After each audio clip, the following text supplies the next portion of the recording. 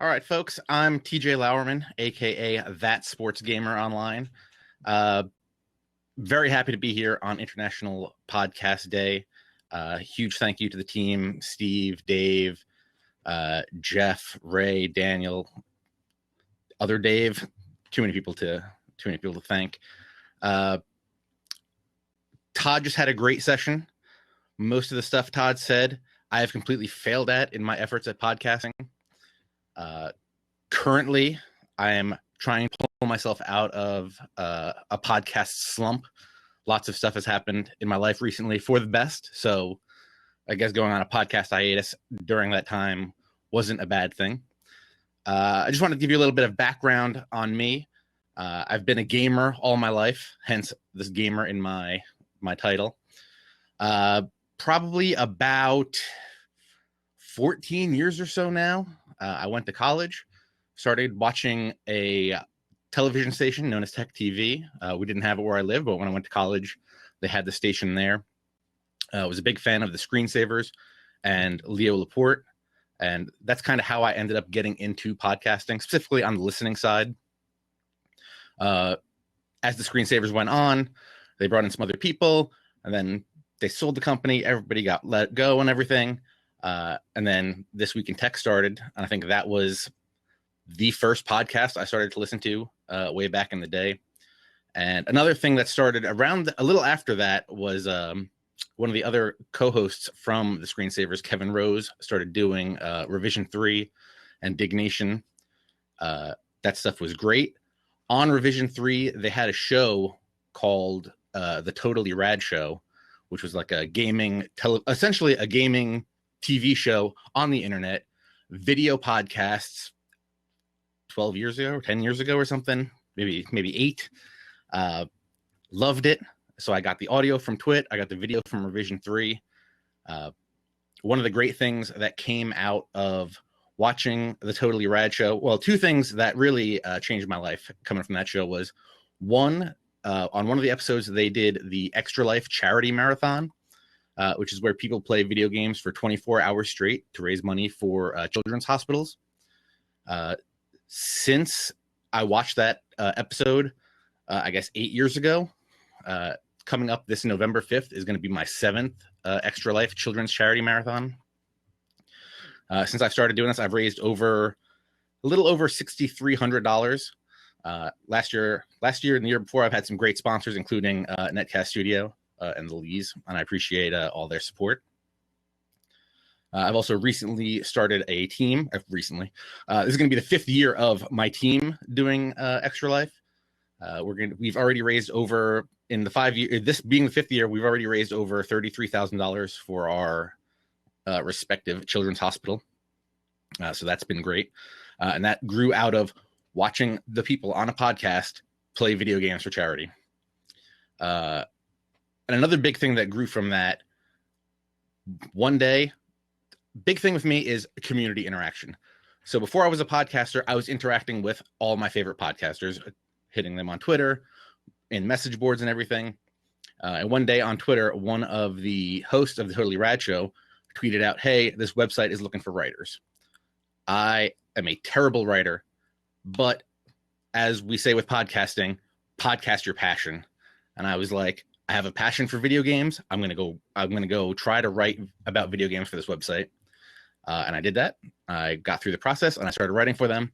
And I had a great time over there. GameRant.com is where I got my start writing about video games. And that was awesome. All through this time, I'm still listening to and watching podcasts and loving it. And around that time, somewhere, I guess it was late 07, 08, on OneUp.com, they came out with a show called The Sports Game Guys Sports Anomaly, which was a podcast dedicated to sports video games. During this, I had been listening to a lot of video game podcasts, which would talk about the whole area of video games. And the majority of the time, I was like, all right, this is great. Can we just talk about the one game I want to hear you talk about? And then I found the Sports Anomaly, which was my super niche podcast talking about the one thing I wanted to hear about. And I loved it. It was awesome. And then I think One Up let go a lot of people. Apparently, there's not back then. There wasn't a whole love for podcasting because a lot of these people ended up getting let go. So that was bad for them, but great for me and my aspirations, seeing what they can do and kind of living vicariously through them. So once the Sports Anomaly went away, a bunch of those guys started another podcast called the Fourth String Podcast. And that's where one of my associates and now good friends, Rich Grisham, started coming onto that show. And then he also branched off into his own show. And since I had been listening to, I was listening to Todd way back then and Twit back then, and learning everything I could about podcasting, knowing that I was super terrified to podcast, that I could at least help other people that were trying to podcast. So when Rich would come to me and be like, hey, what microphone should I get? Oh, get this Yeti or get this ATR 2100 that everybody loves. I'm pretty sure I bought the ATR 2100 way back in the day when it was still like $39.99 on Amazon before everybody realized that it was one of the best budget microphones out there. And now the price is back up to like $80. So Rich did a show after the Fourth String Podcast died called the Box Score Podcast on another website. That went for a year or two. And then he started his own show, the Press Row Podcast. Now, why the Press Row Podcast is important to me. I believe it's one of the highest ranked sports video game podcasts. I mean, it's a niche, but it's very important in the niche. And one of the things was during this time with all these other podcasts, I was going out of my way to become an important part of that community and making sure if they had questions, I was there to answer them. And at some point I said, hey, this game's coming out. I love this game. Just let me come on. Let me come on and talk to you. I want to help you guys produce a great show. Let me come on and be part of this. And since then, I've been a co-host on the Press Row Podcast for a long time. But I guess, wow, I kind of jumped in front of everything. Back in 2011, in September, I launched the first episode of That Sports Gamer Show, which you can find on thatsportsgamer.com. By April 2014, I was 87 episodes deep. So I thought we were doing pretty good. We weren't doing every weekly, but we were on a pretty good pace. I know all the good things to do. I know all the right things to do with podcasting. I just don't always come through doing all the right things, like being on a schedule so that everybody knows when new episodes are coming out. We really tried hard to be good then.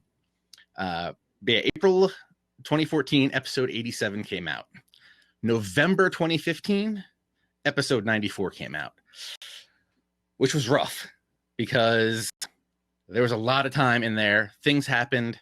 I think the big thing that happened in that area, my co-host, it was me and my friend Scott Binns, who I met through being fans of the Sports Anomaly, the Fourth String Podcast, and stuff like that.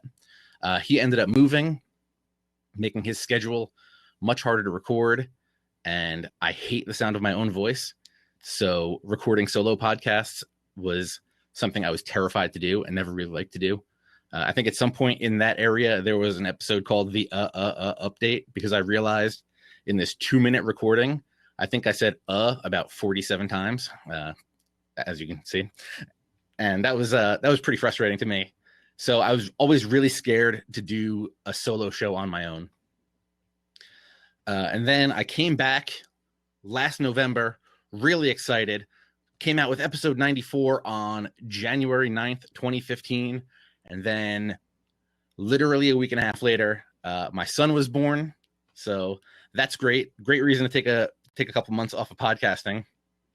But yeah, sometimes life gets in the way of podcasting. So you just kind of got to roll with the punches there. So recently, going, I think about July, I've brought the show back now with a short form. We used to do it was usually like an hour and 15, hour and 30 minutes on what had gone on in the week in sports video games. And just dedicating that time became a problem. You know, I didn't have co-hosts that could reliably be there at the same time. And now I have a child. I can't reliably be somewhere at the same time every week. So the new thing that I started doing was recording short form podcasts. using things like the great Spreaker app. I'm lucky that my day job, I work about a block and a half from my parents' house, so I usually go there at lunchtime. And when I can, I will go there at lunchtime. I have a little lav mic that plugs into my phone. I go on, I Spreaker on one topic for a few minutes, take that down, throw that on my podcast feed, and it's been a good way to keep the podcast going. And I think the most important part of my podcast and being able to do it was just getting my voice out there. I never had thousands of downloads. I was always in the few hundred, which was amazing that a few hundred people actually wanted to listen to me. But yeah, I never had this huge podcasting success that I had dreamed of. But also knowing I was in like super niche audience and target range, I knew it wasn't going to be something that was big. But that's when I decided to grow my brand of That Sports Gamer. And actually, with the birth of my son, something I wanted to do was make sure I was still very interactive with the community. Around the time he was born, I actually started working with some of the folks over at EA Sports, the makers of the Madden NFL series and the FIFA series and stuff. And I was working with them to stream games online. And when my son came around, I said, look, guys, I can't stream. I don't know if ever, but I can be here to help you all the time. And if you ever have a question, what microphone to get, what webcam to get, the great Logitech C920, which I think they just updated.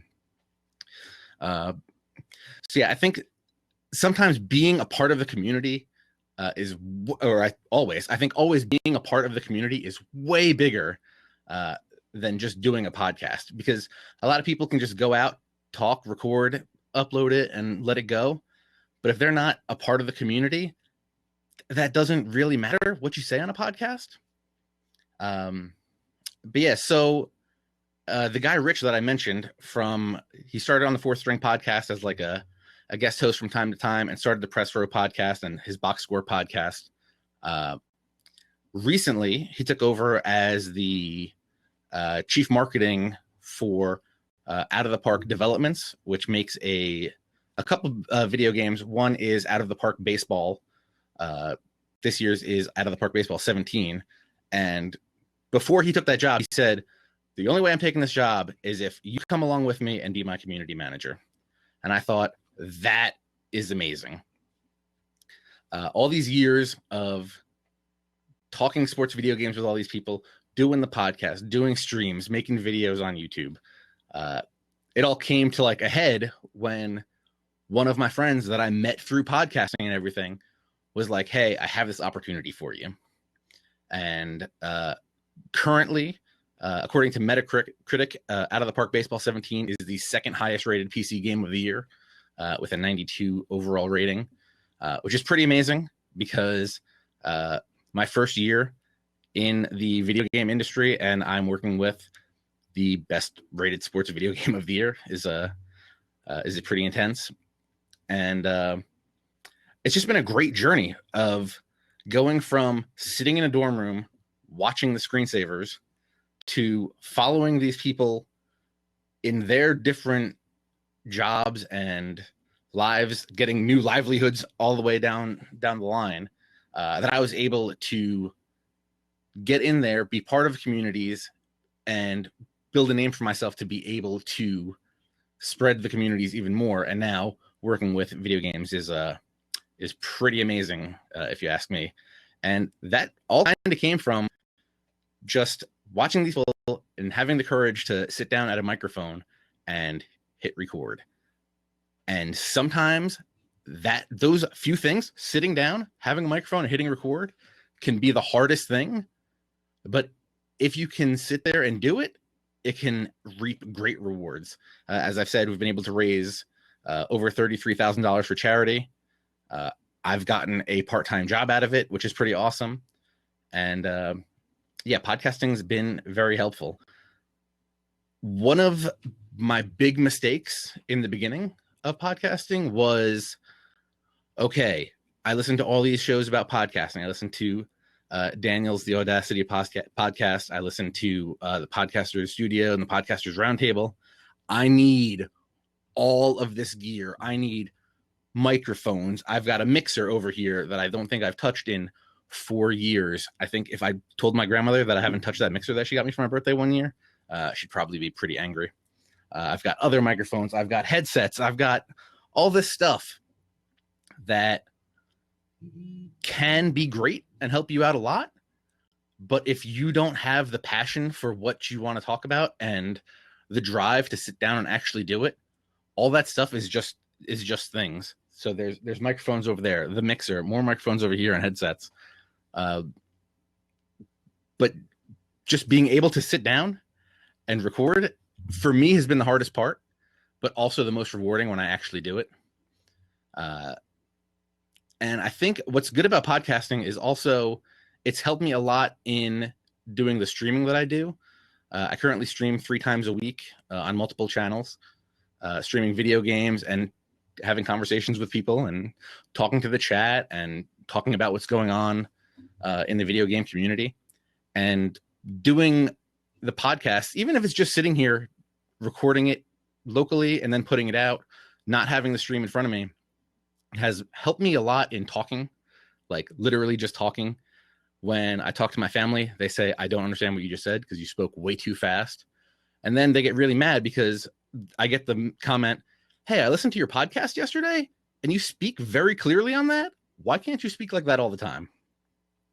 So yeah, it's just been being able to speak and do all this has just been great. And I love it a lot. As I said, I break all the rules. Like I have a super duper loud keyboard, which I probably shouldn't have. Yeah, just a huge fan of everything that's going on here in the podcasting community. My phone's going crazy because there's stuff going on in the video game community right now. Everything's burning down and people are asking me questions. But yeah, I'm just so happy that I was asked to come on here to talk about podcasting and stuff. But yeah, it's been a heck of a journey, and I thank Dave and Steve for letting me be on here. But if anybody has any questions, I'd be more than happy to answer them. But I definitely want to talk about Extra Life a little bit more. I think this is the 8th year they're doing it, or it's either the 8th or the 9th, and this is going to be my 7th. And I've had some great sponsors some years, like Netcast Studio or Modern Life Podcast, I believe it's called now, or 2 years ago when they changed the name. But yeah, the community out here, just amazing. Jason Bryant in the chat asks, what's your favorite piece of gear you've bought that you haven't had a chance to use yet? That's tough. I think the piece of gear that I've bought that I've had a chance to use it, but I've never used it to its fullest ability, is my Behringer mixer. I have the ATR 2100 with the XLR port, and I love it. I love this mic. I have the mixer, and I just have not. That's, again, one of those things. I have just not put in the time to go through and figure out everything I need to do. Jason also asks, what is the most surprising piece of gear that I'm using that I didn't think would be as helpful as it is? Easily, it's a toss-up. It's got to be a toss-up. Either the Spreaker Studio app, which is amazing. Never would have guessed there would be something like that to use years ago when I started doing that. When I started to try recording on my phone. And to go with that is, I think I have I think it's like an Aspen lav mic that I use for those quick recordings at lunch or on breaks. I think that's just been really great. Dave wants to know more about my role as a community manager for Out of the Park Developments. So yeah, earlier this year, around I think January 1st, I took over as the community manager for the baseball side of Out of the Park Developments. They also create they have Out of the Park Baseball. They also make a mobile game called MLB Manager, and they also have a hockey game called Franchise Hockey Manager 3, which actually last week we just announced got the NHL license in it. It's the first NHL licensed PC game since I think like 2009. So we're very proud of that. But the community there is amazing. And I had been a fan of the game kind of like from a distance. I'd been playing it for years, but never like really dove in. And taking on this role as a community manager and interacting with so many, I've never seen so many dedicated people in one space. I think when I took over, they had 10,000 Twitter followers, and the forums are just busting at the seams. There's so many people, and the thing that's awesome about Out of the Park Baseball is you can do anything pretty much. You can start a league from today, or you can go back 100 years into history, or I think 115 years. I think you can actually go back to like 1886 or something with accurate rosters and start from there and play forward. People have stories about everything, and I've never seen a group of people come together. And when I came on, everybody loved the old community manager, Brad. He was great. He left, and everybody was like, "You're cool. We can tell you're one of us, and we're so happy to have you here." And I think that was kind of like a real big thing for me to be accepted like that in such a big community. But with that, that's why I think being involved with the communities that are out there, like if you're a big fan of podcasts about podcasts, even if you don't podcast, because that was me for a long time. I was a fan of podcasts about podcasts while I currently wasn't podcasting, or they were talking about people that were pod fading while my podcast was in full on pod fade mode. But yeah, talking to people like Ray and like Daniel always kept me excited to want to come back to podcasting, even when I didn't, or when I wasn't recording.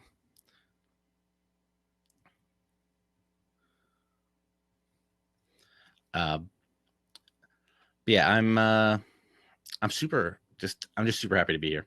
But yeah, podcasting has really changed my life for the best.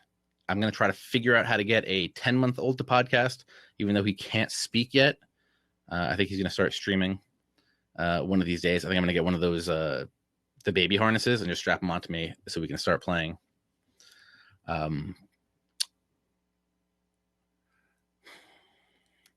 Yeah, and another thing is right now I think I'm subscribed to like 56 podcasts. So even when I'm not podcasting myself, listening to podcasts, I think if you are a podcaster, listening to other podcasters can always help you be better at what you're doing. Obviously, you don't want to just like straight up steal what other people are doing, but they can always help you come up with new ideas for your own show, which I think is great. And another thing I've been doing actually,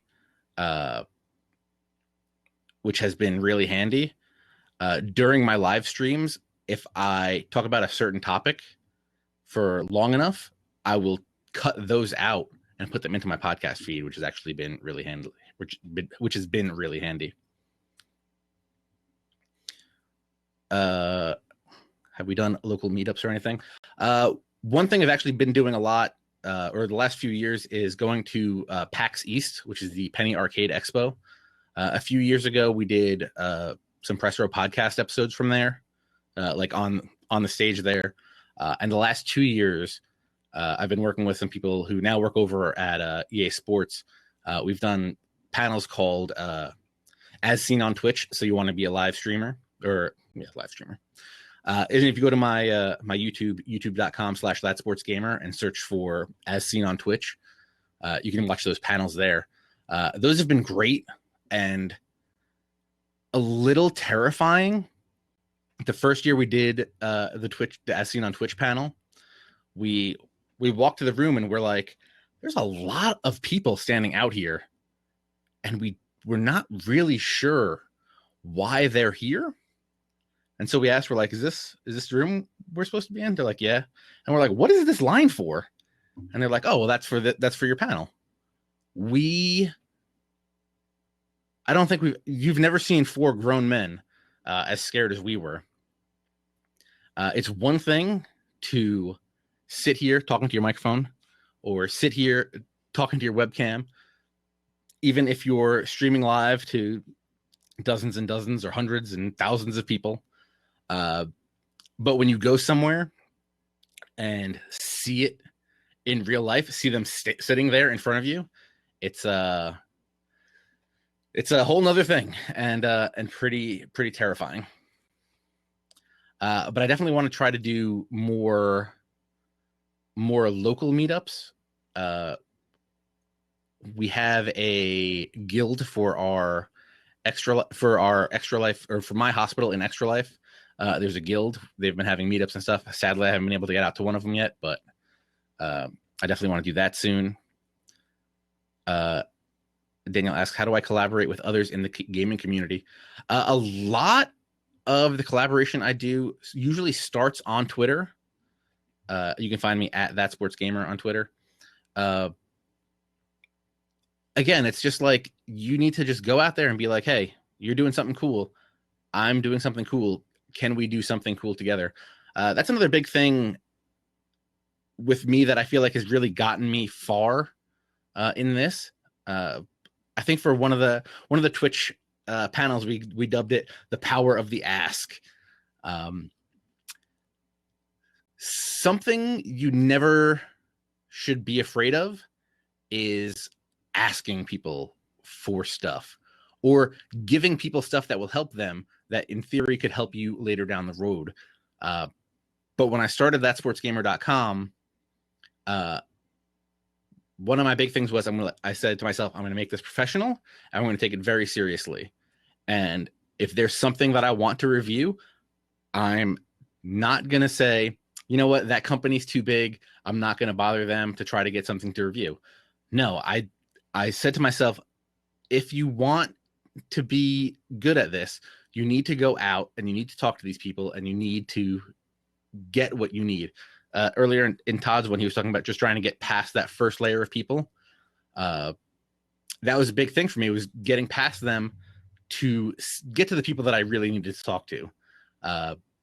And you're never going to do that without getting through that first layer, which is also, as Todd said, a big reason why you need to have emails and stuff on your websites. So if you want something from a company to review, you need to just go to their website, find their contact, hit them up. Here's the worst thing they can say: no. Or they can not respond to you at all. And then you just move on down the road.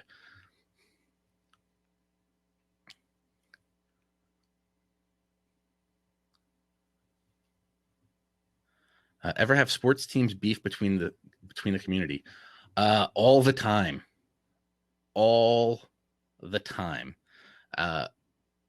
With David Ortiz retiring, there's a lot of Red Sox fans that love him, and there's a lot of Yankee fans that hate him.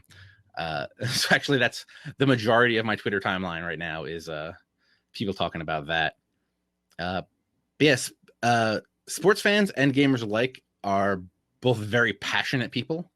So it has to be, you have to navigate that very, very carefully sometimes. I don't know if you guys know, former college football and pro football player Tim Tebow has made his way to the New York Mets, which has been an interesting thing for everybody involved, with having his big tryout day for everyone to see. And that got the ire of a lot of people, because not a lot of 29-year-old rookies are going to get a tryout like that. And then the Mets were very happy to get him. Everybody was angry that the Mets got him. And sometimes, and especially in the community management role, dancing around that sometimes has been fun, to try to keep everybody happy and everybody engaged.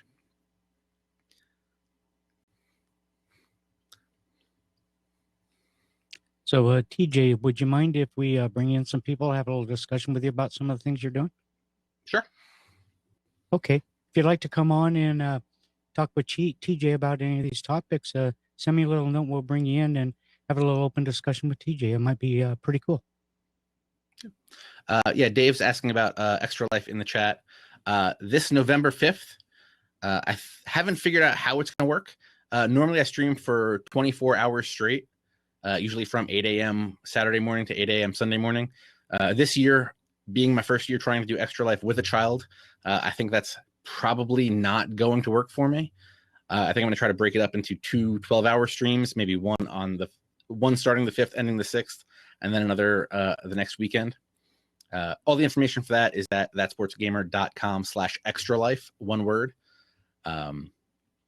Hopefully I've been reaching out to some companies. Again, the power of the ask. I've been reaching out to some companies saying, hey, I'm doing this big charity thing. Is there anything you can do to help the people that donate to get them extra excited? So we've gotten some t-shirts, we've gotten some autographed jerseys and some video games and stuff to give out. And that's been great. And again, over the last, this will be my 7th year doing Extra Life. I've raised a little over $63,000 or $6,300. Sorry.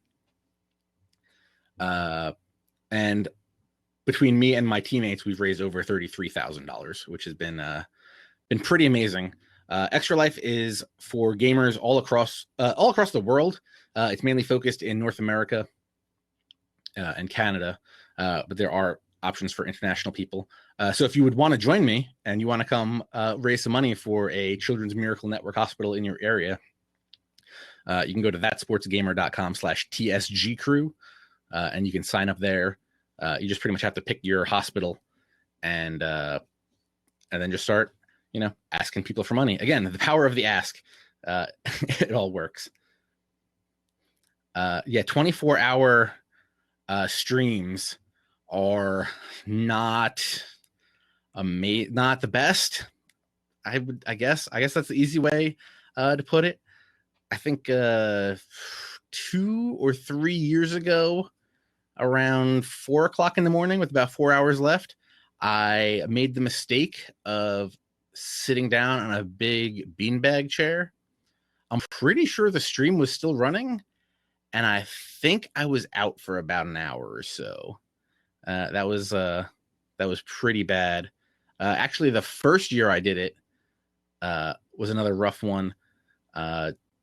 We found out that playing baseball video games, as you know, baseball, an extremely fast-paced sport, not very good to play in the wee hours of the morning.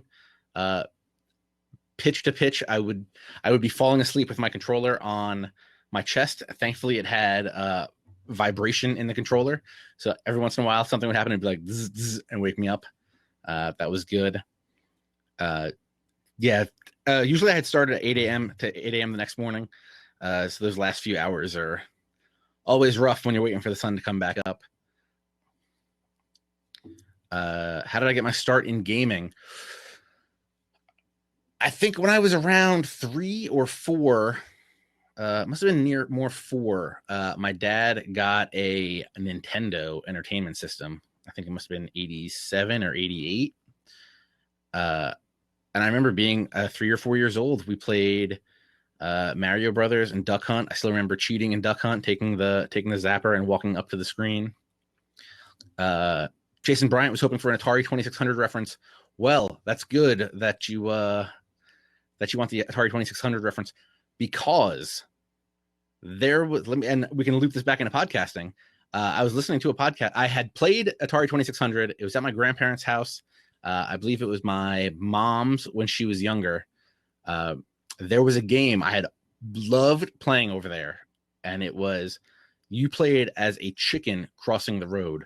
Now, this, obviously, the most brilliant idea for a video game was to take a chicken and have him cross the road. Loved it. Here's my problem. I could never, ever remember the title of that game. Years later, probably 5 or 6 years ago, I was listening to a podcast. I can't remember the name of it, but it was done by, I think it was the community manager at Activision. And in his podcast, I think it was sponsored by Activision, he would play commercials from old video games. And he played the commercial for Freeway, which was the game that I had played 25 years earlier. And then I was like, that's the game. This is the chicken. He's trying to get across the road. I love this. It's amazing. But yeah, that was great. And then slowly, as I played more video games, I definitely played sports games on the NES and all that stuff. But as I got older, I've more focused down into specifically the sports games. And now I'm pretty much a sports gamer, and that's pretty much it. I have a pile of shame that I haven't even bought yet, that I still need to play, that I told myself I would play a lot, like Grand Theft Auto 5, The Last of Us, Metal Gear Solid 5. I thought I was going to buy all these and I was going to play them all.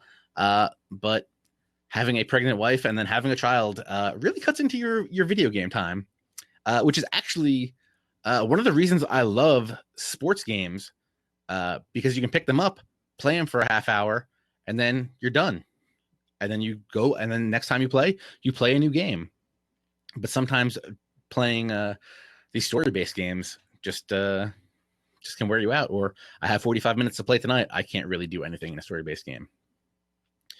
Jason Bryant, Blades of Steel on the NES, one of the greatest. There's an outside possibility that is the first sports game that I played. Actually, it's funny. I now the Press Row podcast was initially hosted on Operation Sports, which is I'm going to say it's the biggest sports video game website out there.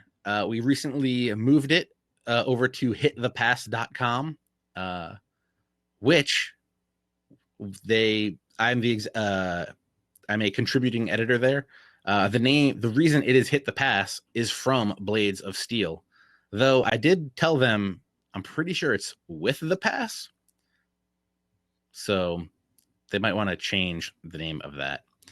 But Blades of Steel, a great game. I like being Chicago. I believe they were I think they were black and red.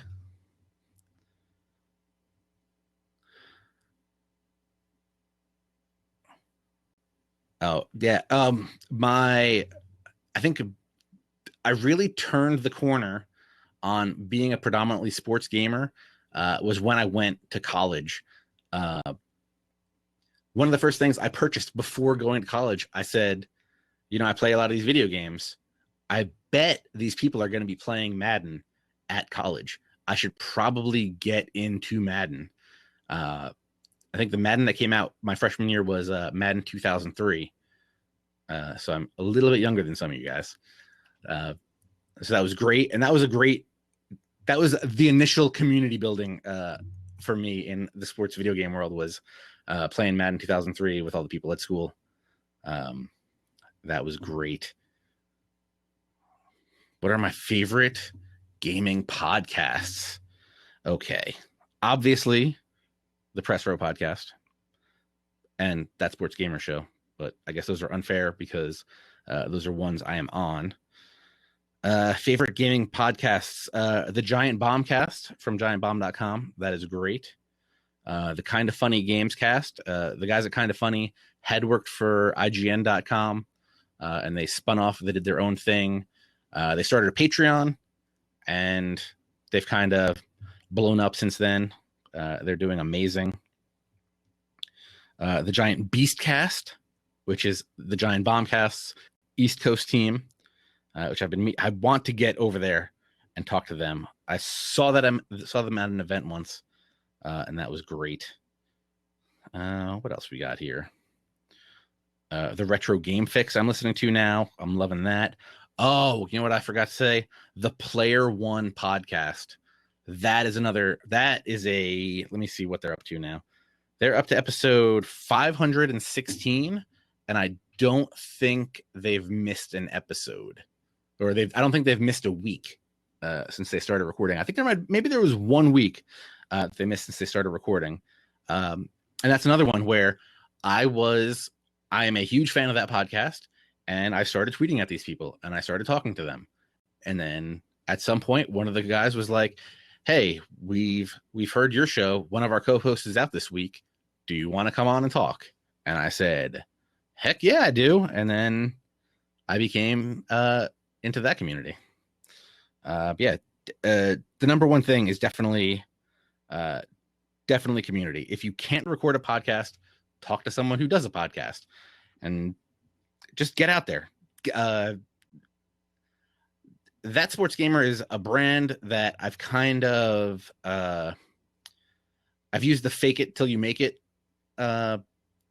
idea behind it.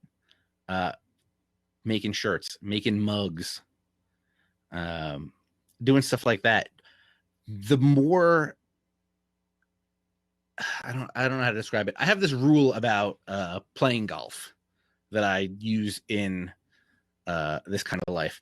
When I play golf, it's 90% how I look and 10% how I play. But the 90% is so important because how I look makes me feel good. I mean, it's weird. I mean, that doesn't sound good, I guess. That sounds narcissistic, I guess. Is that what I'm looking for there? If I feel like I look good, I have the confidence. And even if I don't play golf that great, I'm not that great. I've broken 100 a couple times. I'm pretty excited about that. But when I go to play golf and I dress like I look like I'm playing golf and I look like I'm supposed to be there, I don't care how bad I play. I'm having a good time. And I feel like that's how half this stuff has happened to me. You know, I do this podcast. I feel like you do a podcast too. All you're doing is speaking into a microphone. All I do is speak into a microphone. Why can't we speak into microphones together? Even if you've been doing this for 500 episodes before I came here to talk to you, we can do things together because we're both just people. I mean, we're all just people. The worst a person can say is no, or just not answer you, and then you just move along.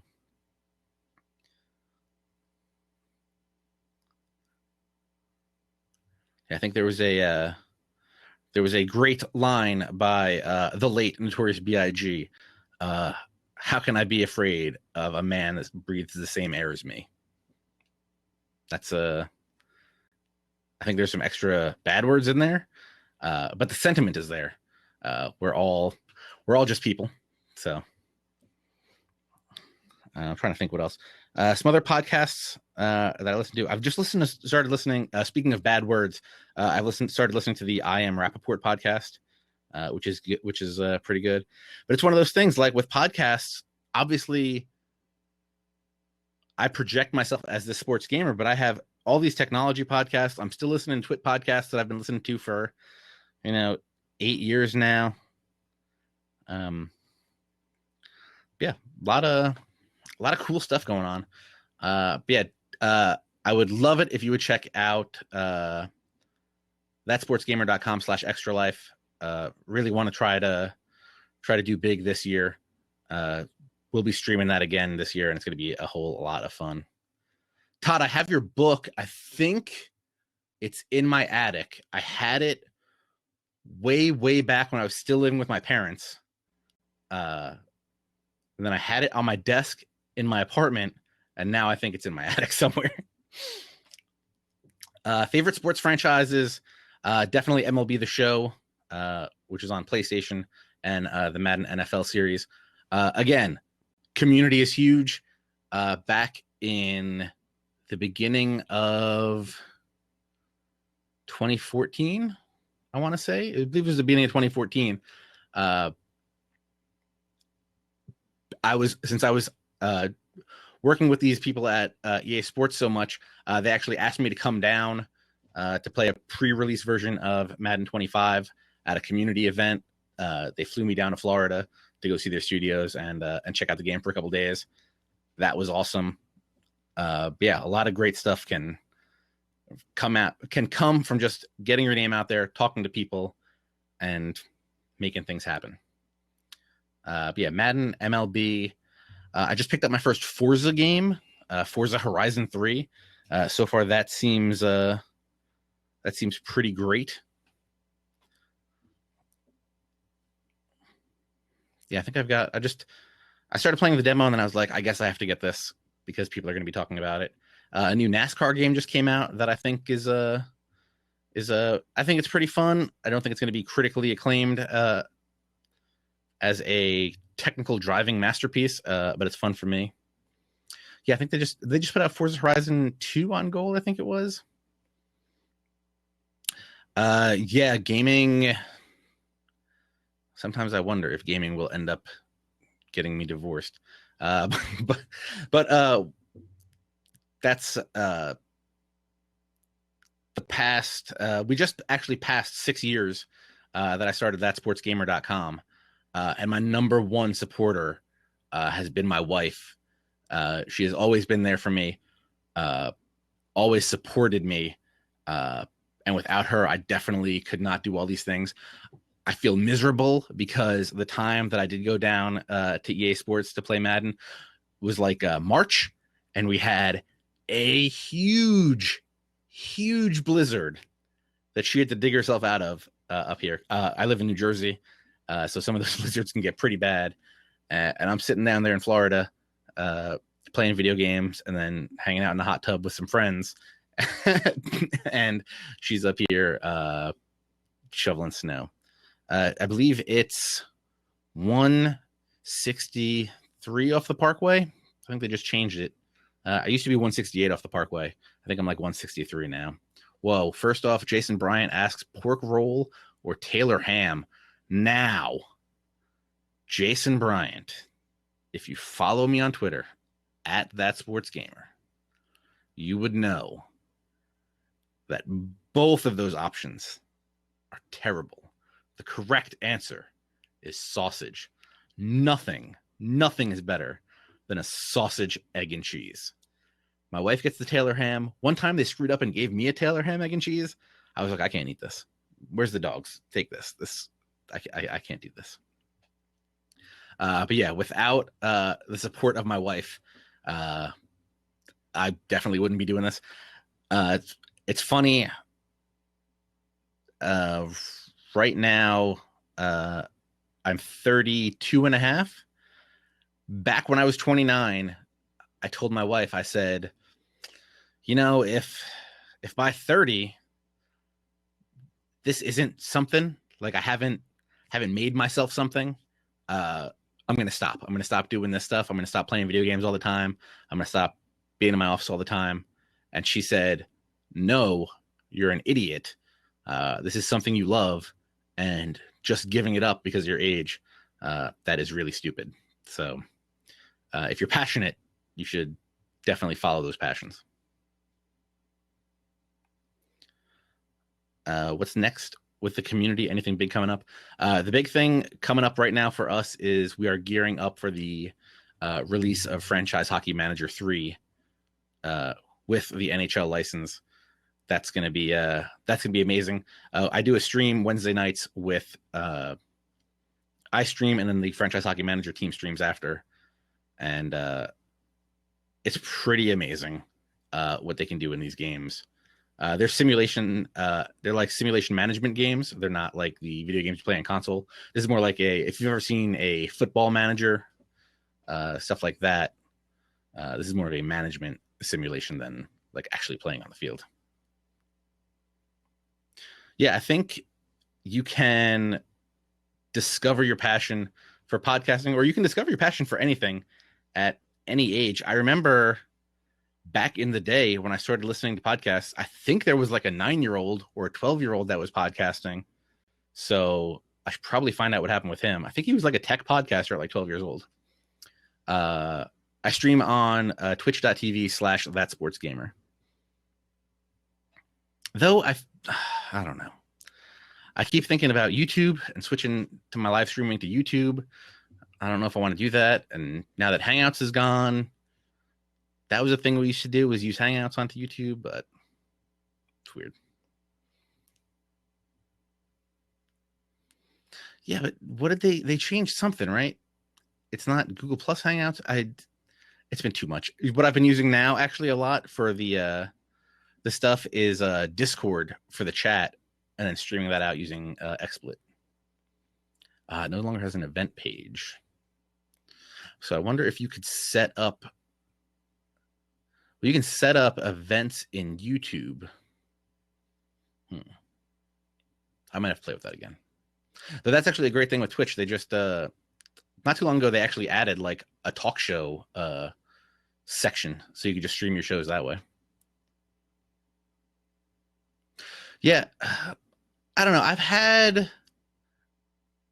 think I'm sticking with Twitch now, but before Amazon bought them, they had a lot of problems with their chat always going down and lots of problems and stuff. But actually, they had a big announcement today at TwitchCon. Now you're going to start being able to upload your videos to it. In the past, you could only stream and like make highlights from your streams, but now you're going to actually be able to upload it. So they're really kind of pushing YouTube in that market, which is going to be interesting to see how that all works out. YouTube made their YouTube gaming thing, but that doesn't seem like it's really taken off. So YouTube was always the place to archive your stuff, and Twitch was always the place to do it live. And now they're each trying to get into the other person's, trying to get their peanut butter in the other person's chocolate. So it's going to be interesting to see how all this pans out.